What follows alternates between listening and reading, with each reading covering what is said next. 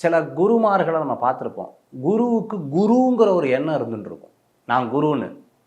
பெரியவர்களுக்கு அந்த அந்த சிந்தனையே கிடையாது. பாடசாலையில் படிக்கிற குழந்தைகள்லாம் இருக்கா இல்லையா, அந்த குழந்தைகள்லாம் நிற்க வச்சு அவளுக்கு பாத பூஜை பண்ணி அதை புரோக்ஷனம் பண்ணிப்பார். நீங்கள் எங்கேயாவது குழந்தைகள்லாம் அந்த குழந்தைகளுடைய பாதத்தில் பட்ட இது, ஏன்னா வேதம் வாசிக்கிறான்னு சொல்லிட்டு அதை புரோக்ஷனம் பண்ணுவேன். எத்தனை ஊருக்கு நடையாக நடந்திருக்கார், நீங்கள் பார்த்துருப்பேன் இல்லையா? இத்தனை கோயில் கும்பாபிஷேகம், எத்தனை கோயில் பிரதிஷ்டை, அத்தனை கோயிலில் இருக்கக்கூடியவர். ஜெயேந்திர சரஸ்வதி சுவாமிகள் ரொம்ப அழகாக சொல்லுவார்.